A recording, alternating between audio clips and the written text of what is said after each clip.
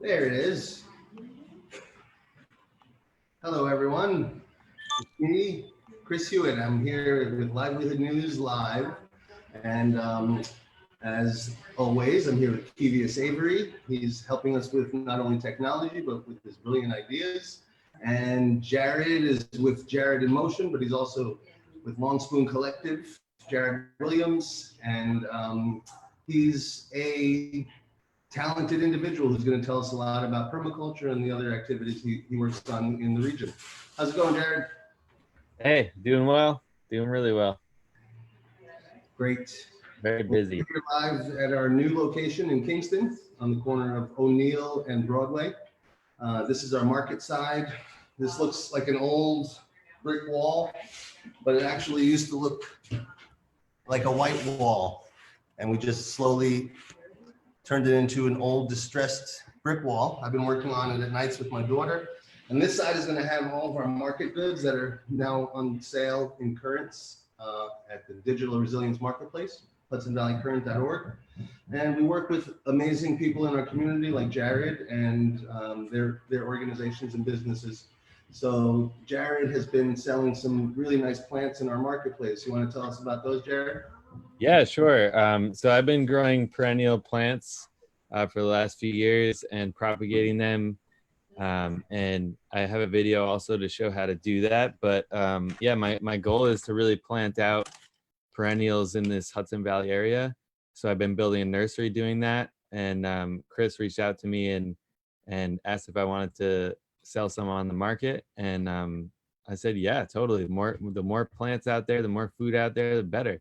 This is an important time in food security. So we should be having these perennial food systems going. Yeah. So this ties into a bigger system of movement, permaculture, yeah? Oh, yeah. Can you tell us a bit about that and how that's been proven essential in this time of resilience? Sure. So so permaculture is a way of thinking that makes connections, and it goes above and beyond just the plant world, but it also involves culture. And so the two words is permanent and agriculture, also permanent and culture. So based on that, there's many ways that it can roll out, but essentially it's a design system or a way of thinking which makes connections. So yeah, there's, in this industrial age where we live, there's a whole, or post-industrial, I hope, there's a whole way of thinking of how to extract and like get things for humans from this earth. But permaculture is looking at it differently, just like the indigenous peoples also did, where it's giving back and receiving gifts and making connections between the earth and ourselves. So for example, permaculture is heavily about planting guilds or groups of crops that will take care of each other because of their different functions, also serve nature as pollinators, and bringing a real, we have this ability as humans to bring an entire awareness to the way things work, and then be an integral part of that process. So that's what permaculture is dealing with. And of course, it has social and economic benefits along the way. Beautiful. And so when you speak of permaculture, can you tell us why you often work with perennials instead of annuals, or are you also working with annuals? I mean, yeah, annuals are not out of the ball game here. We definitely grow annuals, but perennials is what I'm excited about because they outlive you, you know. And I'm interested in doing, I'll speak more about that later, but I'm interested in doing this for future generations. You know, nut trees take 50 years to start giving nuts, or, you know, sometimes. And therefore you may not see those nuts depending on your age. But to do that work is really important. So that's what I'm really excited about. But working with perennials is really cool because of the maintenance, especially. They need a lot less care. They're more resilient. Their root systems come back every year, as long as global warming doesn't totally change that. And yeah, it's just really a beautiful thing to set it up in a way that's less work, but more more benefits for us and for nature. Nice. My wife and I were gardening yesterday. We have 4 acres in Hudson, and I've implemented some permaculture techniques into our 8 huge garden beds. And Yeah. When I first bought the property, I think must be about 12 years ago. My kids were really little. I was like, there's water coming through the property. Let's shed it quickly. Let's get rid of the water. And then I started learning about permaculture and catching water. And I started creating level swales above and below each bed that slowly brought water through my property in a way that we can capture it and benefit from that water that came through. And so yesterday we saw the first asparagus coming up. It was April 30th. It's probably been coming up for a day because they come up pretty quickly. I'm sure you've seen them. And that is a plant that you can get for 3 years. And so like the nut example you used, you have to wait, you plant it for the future, and 4 years isn't so bad. Yeah. Or maple syrup, for example. And the other plants in the area are annuals. I think like black-eyed Susies, they fall from their seed. And you know, an annual like a tomato just isn't native to here, so it dies every year. But an annual like the black-eyed Susie is dropping its seeds and spreading from those. Yeah, so that's really cool, man. Some good points there. I think one of the good things about permaculture is it has this way of thinking, these principles, which we can always refer to. And one of them is that the problem is the solution. So you just spoke about water, like too much water. Well, like that's such a gift, you know? And then the other thing about it is the timepiece that you mentioned. Yeah, we're doing this for the future of not only ourselves, but generations to come. And so we got to start thinking about ways in which, for example, like in Kingston or something, that we can start setting up laws and talking to government so that these type of perennial agriculture things in public spaces could be also backed by the town, because it's in service of the actual town. So yeah, it goes yeah. I think go ahead, Keith. I think something I want to refer back to something you said about the way of thinking of permaculture, and also want to ask Kristen this, and is because you said there's a give and take, you know, to permaculture where every plant kind of gives and takes to this ecosystem where they support each other. And I think that's just beautiful when you talk about the unique ways that plants, you know, have certain needs, and you seeing that application in the ground, and I guess for Chris, you seeing that application on the ground through Hudson Valley Current. Can you all just speak to that as leaders of 2 separate movements that address that void and filler, to like why that is essential, in especially this time in Kingston, and how the folks could get involved in that process? Dude, I love that question. That's so good. That's right there. You just did permaculture. Yeah. You just like connected those 2 things. It's like, yes. So yeah, let me back up for a second. So like permaculture for the last, I don't know, like 30, 40 years has been based in thinking of the natural world and how we can design it in a way that provides for human need also for nature's needs. Right. So like we're thinking about things like, okay, we want this fruit tree to exist. How do we do that? Because it's going to get pests and it's going to get fungal disease. Oh, we have to build good soil first. Let's start with the soil. Then we'll put the tree in. Then we'll put in nitrogen fixers that fix the nitrogen and give the tree like the food source to have a healthy immune system. So, and then we'll plant beneficial insect attractors right next to it, so that then you're attracting these bees or wasps that even will attack some of the larvae who are attacking the tree. So like we're just thinking about like life cycles and connections between those things, and planting what's known as guilds. So there are these specific plants that work well together and feed each other's functions, right? So that's like in the natural sense. But what you just said is really amazing. Thanks for putting that together. Is that there's another piece, which is, oh yeah, we as people can do this too, right? So like there's that whole theory, like, okay, the tree is city government, right? And also the pollinators are like the worker bees, the people who are like doing all the work based on what the government is like allowing or not allowing. So like we can really turn this into a metaphor for our own lives, and I think that's a really important piece, including of course economics and social justice and all of these things. We really got to start cracking permaculture open, which is as a movement is really happening at large. You know, there's a whole array of that. I won't go into it. It'll take me 25 minutes, but there's actually there's a lot of awareness coming through. Yeah. Yeah. Well, yeah, that's Chris, can you speak? Also was, how does the problem become the solution in economics? And I think we're seeing that in a lot of ways. Unfortunately, fear is mixed into it because of how used to the old system we are. I heard someone use a great analogy.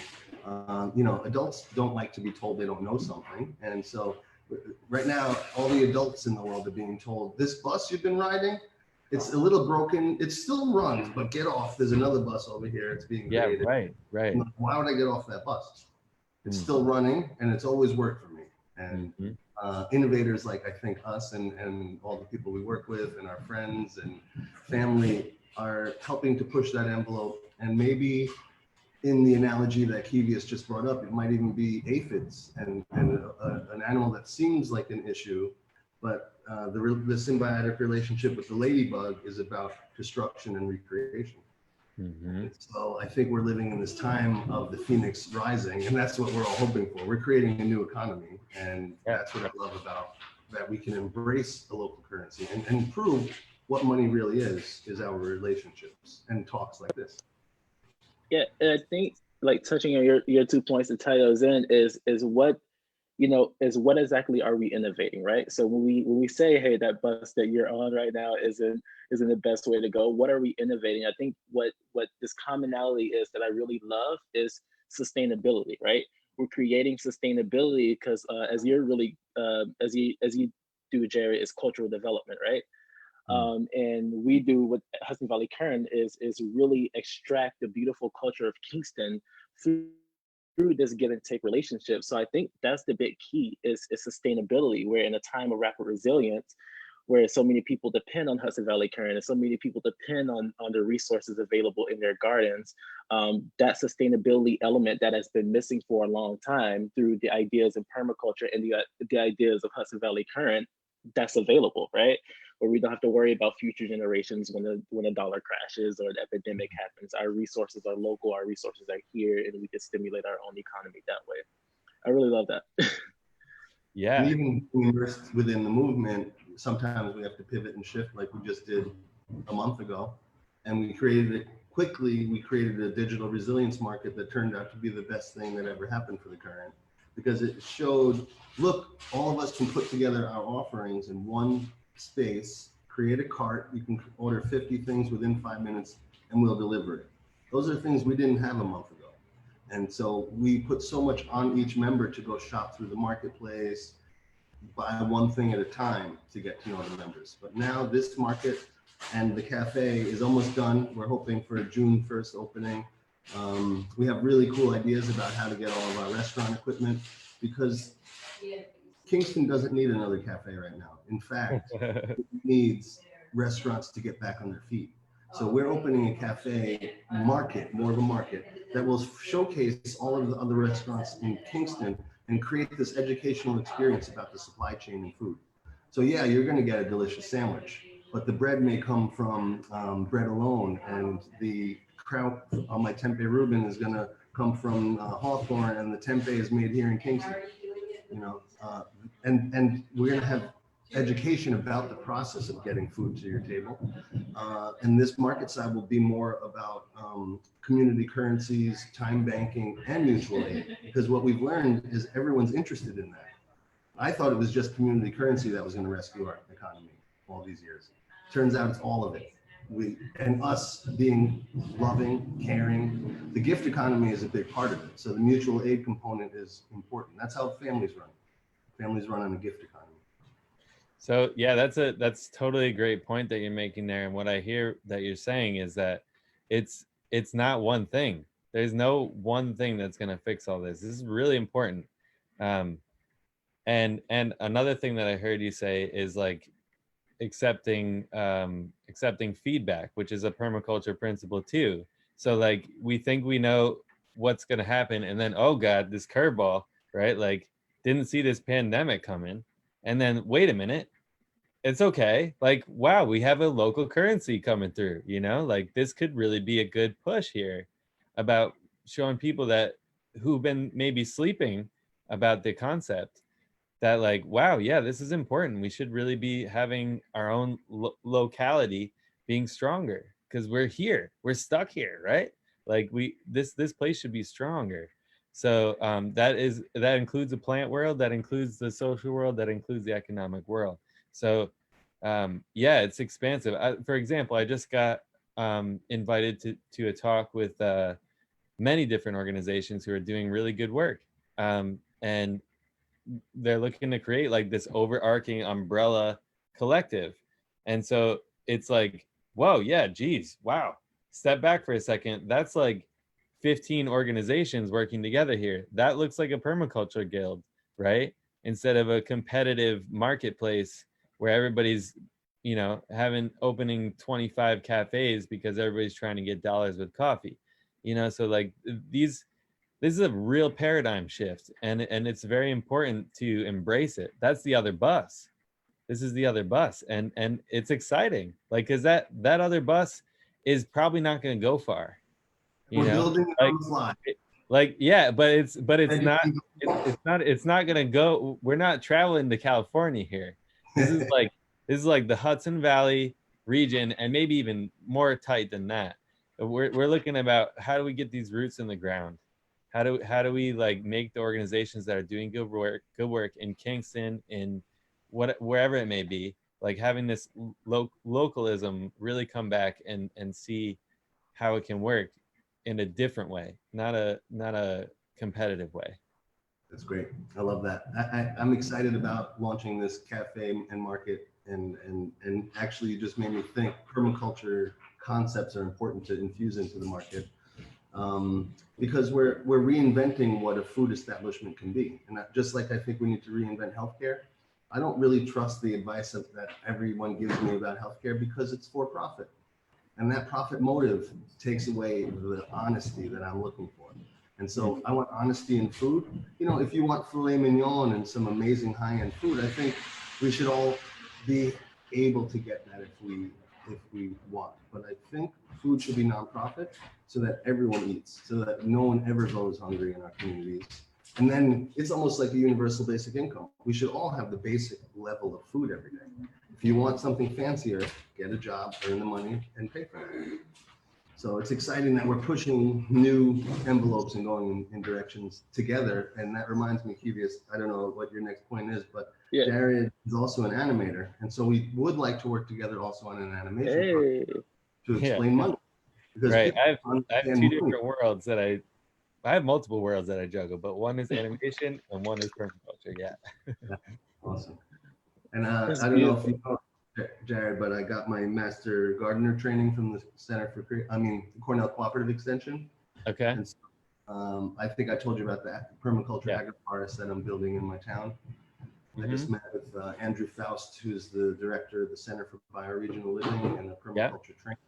And we found two really rare, huge butternuts on the property. And cool. So it has existing nut forestry and 250-year-old oaks, but on the edges, it's an agricultural encroachment. So the edges is always where the most activity or overlap would be. Right.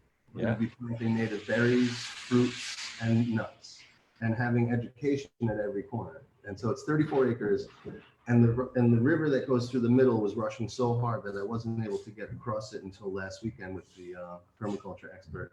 And finally, we got over it and explored the additional 20 acres, and that's where we found the butternut. And I found a nut, you know, they're like 2 inches. Yeah, that's awesome, dude. Yeah, that's a great thing to have. And some, whether or not somebody put it there, like whatever, how 200 years ago, that's the job that we got now, you know, is like, And that brings us back around. I wanted to loop back to the animation, but I wanted to mention something like an ornamental pear tree, like I saw everywhere with my daughter yesterday. Yep. It's what municipalities spend their precious money on. But if we created agroforests and educated people about what forests can naturally do with help, permaculture is about humans having a symbiotic relationship, then we're spending money on trees that last 200, 300 years. Right. Because we care about them when we educate people about them. And, you know, even the farmers that we know, Jared, they have a hard time planting a tree that's going to produce in 50 years because they have to make money. Yeah, exactly. Yeah, I actually think that's perfect. And so I don't want to lose this thought where you all were talking about just planting trees and setting up for future generations and getting everything locally and advertising to the restaurants, to the store. All of these great things, I think it's this big umbrella of what's missing in the world right now, and that's connecting with food. So I know, Jared, you have a mission that aims to exactly do that, which is Future Fruits. Yeah. So I know, Chris, we just heard a bit about connecting with food. Like, could you also explain kind of what that means on the individual level to connect with your food and why that's important? And then also, Jared, fill us in about Future Fruits and the movement there happening in the way it contributes to Kingston. Great. So go ahead, Chris. You start. He's showing off the bill. Can't hear you, Chris. All right, I'll go then. So yeah, I'm excited to present. Yeah, I haven't really shared it with a whole lot of people. I'm setting up a proposal now for showing the Kingston City Hall next week, but it's essentially activating public spaces to grow food. And so, you know, Kingston and many towns actually have areas of land that are large, open, and available for public use. So this is not a new concept either, but the idea of activating those spaces to actually be edge planted perennial crops is pretty intriguing to me, because you could go to these public spaces and get like a basket of fruit, you know, or nuts, and go home and process it. So Future Fruits is trying to activate these spaces as well as people's private spaces to create a network of abundance, of resilience that is based in food, and specifically food which will be not much maintenance, does not need a lot of water except for like the very beginning of its life. And so we're talking about things that are resilient. They're actually going to take care of themselves. So yeah, that's what Future Fruits is really aiming to do. That's awesome. It made me think a little. Wait. I want to say one more thing, because it's also not just a landscaping business, but actually it's socially just. It's going to be providing educational workshops, which is going to be letting people know how to take care of and be a part of the life cycle of this plant, take the harvest and what to do with them, how to use them. So it's a highly educational thing as well, but also done with and for the people of those specific places. So for example, there's like a few vacant lands in Midtown Kingston, which I think would be great for this project, Future Fruits, because it will essentially, in a food desert of Kingston, provide food which is perennial to those people who live there. And I'm looking to do it in such a way where it's like involving artists to maybe make installations which are eco art or something. I have to really flush out that part, with other people involved that I'm involved with. But I'm excited, man. It's gonna combine worlds here with social justice, with art, with food, and you know, the city, with the city's paradigm shifting. So Yeah, I'm excited about it. perfect timing with the Green Line opening, and they're Yeah, actually, exactly. you know, Broadway is all ripped up now. The new traffic circles being put in at the end of Broadway. So it's a good time for all that, Jared. Yeah. And I really like that our side of our cafe is on O'Neill, which is historically a neighborhood that needs some help and support in this area. And I feel like by having even the current garden that you talked about wanting to plant here, I love the idea that our current cafe will have a current garden, but as everyone knows, it's spelled differently with an A-N-T on the end. But the funny thing is, 7 years ago, we thought about, could we have our local currency, the current, backed by our local fruit, the current? And that brings in questions about what really backs money, and how gold used to back our money and then silver backed it, but now we're not backed by gold or silver. And so could currents back the currency? A preserved current, like a cassis, has more of a stable nature to it. There's a concept in the crypto world. The current is not a cryptocurrency. It's a barter exchange recognized by the IRS, but a cryptocurrency is speculative. And so the IRS no longer considers it to be currency. But there's something now in the crypto world called more of a stable coin, because Bitcoin was based on nothing. It went from being worth less than $1 10 years ago to at one point, somewhat recently, being worth $19,000 for one Bitcoin. Nothing backed it except for a concept and an idea that a digital collection on the internet was worth $19,000. But imagine we had the stability of cassis, which is a fermented current, as something that backs our currency. But we just got our bills today. I think many people have seen that we released bills in October at the O Positive Festival here in Kingston. And that was a limited run. It was the final designs, but we wanted to explore papers and also printing techniques. So I wasn't happy with the paper, even though it was a high-end security paper. We are environmentalists and we practice triple bottom line, multiple bottom line thinking. So if we're going to care about people, we're also going to care about the environment and where we live, our place, and profit, so we can keep our doors open. But we found this 100% recycled paper, post-consumer, which is better than pre-consumer recycled. It means that this paper was reclaimed from the world, turned back into paper, and now it's our brand new bills that came out today. And they have a brand new silver foil. It's really high-end security features. And then the back also has this foil that comes through the designs. And so the concept is, you see that dragonfly, that's the diet of the blue-tailed skink. The skink is the only lizard in upstate New York. And this is our local strong seal. We're developing a local strong certification. And then the back is where the skink lives. It's its habitat and its diet. And if you want, you could scan that QR code.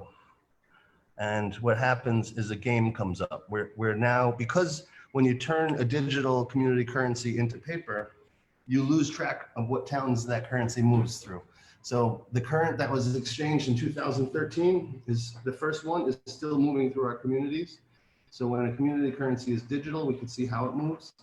But once it becomes paper, it's harder to see what towns it's in.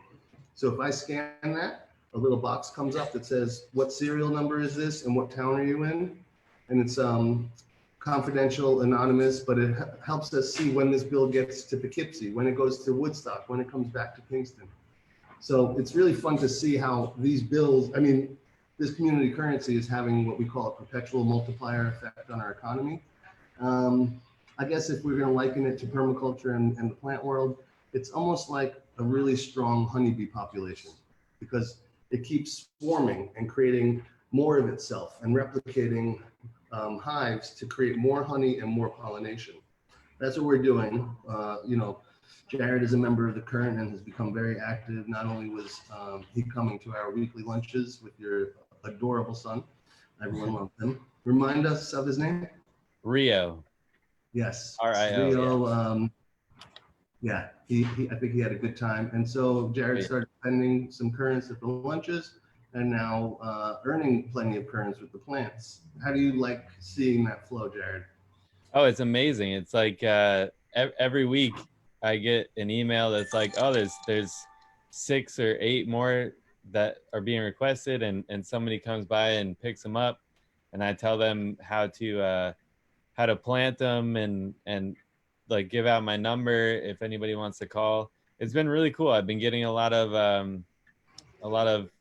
you know activity from it, and I feel good about that. It's like I know it's about people who are local. I know that the funds that I'm getting are gonna stay local, and I'm looking at how can I use these in a creative way, these currents. And so here's an interesting thing. I need soil now because I've like used all the soil that I have making these nursery beds, and so I'm like, oh, could I use these currants that I'm getting to like purchase from the community compost program, and then really make this a closed loop thing. So yeah, I think it's gonna be really amazing, in in terms of even the future of what can be possible with it. Wonderful. I like how you're thinking in a closed loop. Yeah, I mean, always, man. I'm a permaculturist. What are you talking about? The problem is a solution. There's no such thing as waste. Like there's a lot of ways that I think that it's got to be a connected thing, or it's not worth it for me. Yeah. And speaking of connections, Molly is the full-time director of operations at Community Compost Company, and she's also the editor of our publication LIVElihood. So she works I do that. Yeah, she's awesome. Yeah, wonderful. So if you'd like, Kevius, maybe you can give us a little direction and let us know what we're doing next.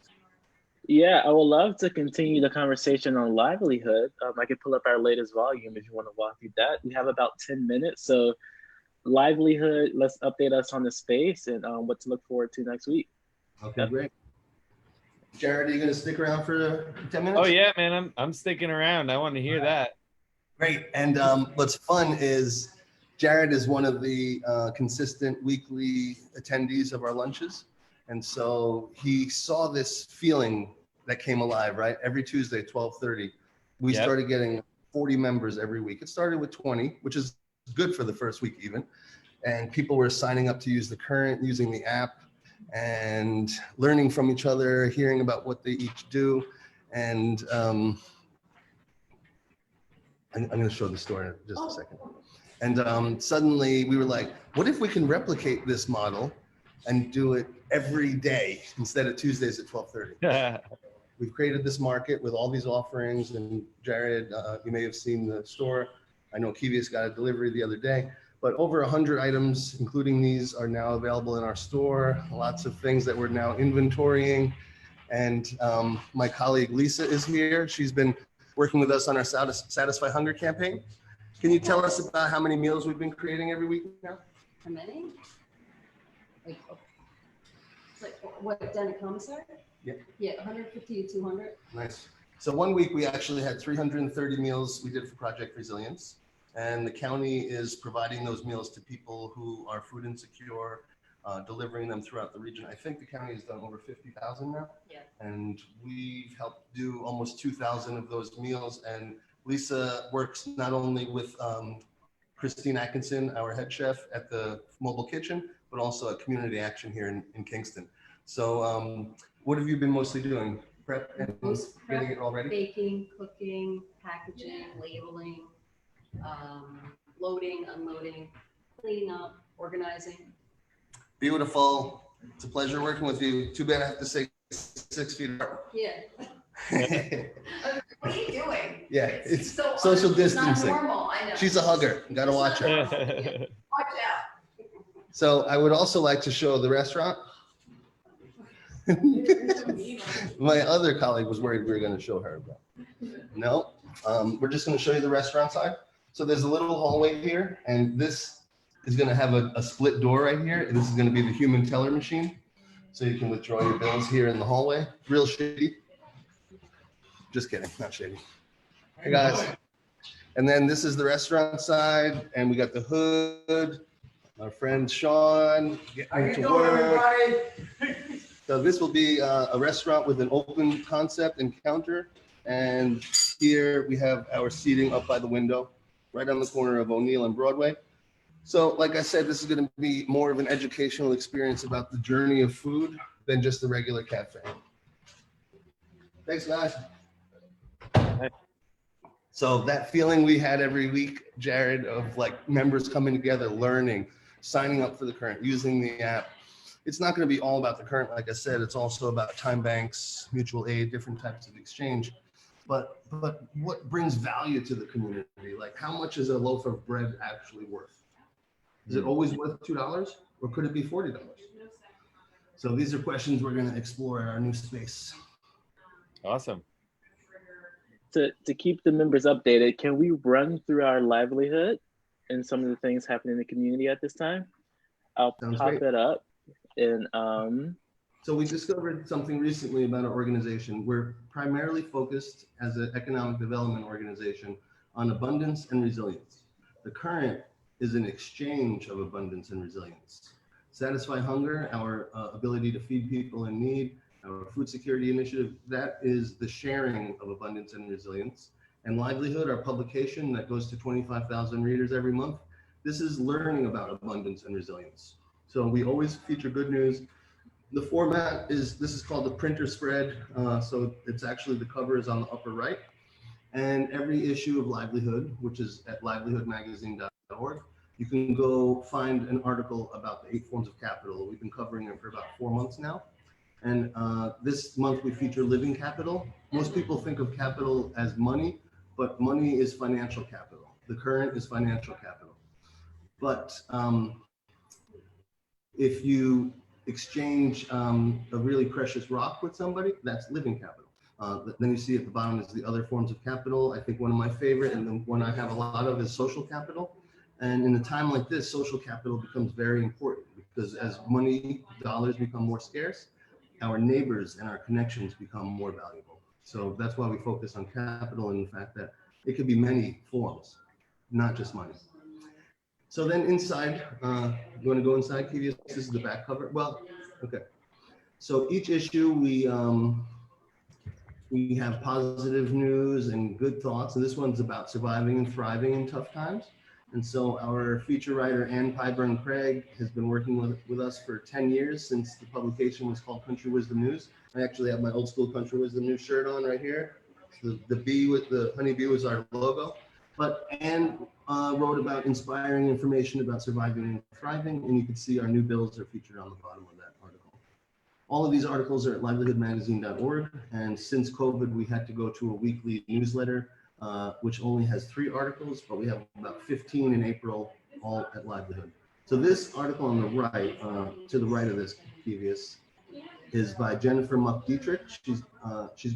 It's to the right about dandelions.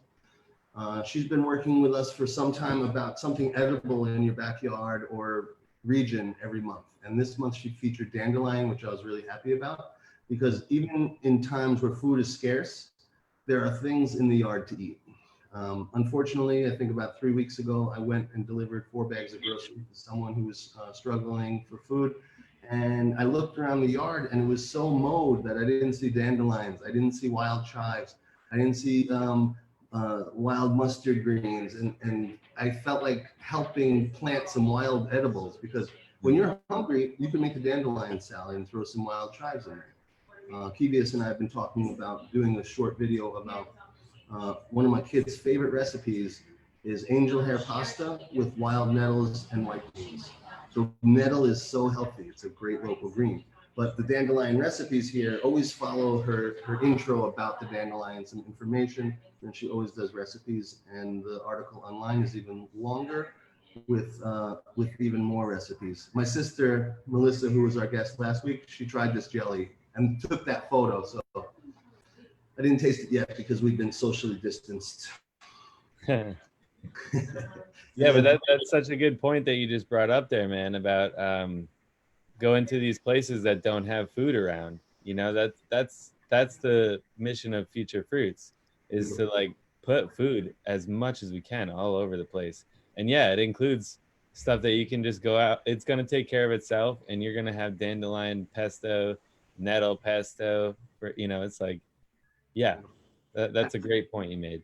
I would love to have Future Foods as a resource. Maybe I'll speak to Molly about, I'm not sure, I'll speak to you offline, Jared, but all these resources here are what people can get right now in our community. Imagine if somebody requested food because they're struggling with food security, they get a free fruit bush, free. Someone will pay for it because maybe we get a grant or a sponsorship. But imagine you brought fruit to everyone who couldn't eat. You become the new Jared Appleseed.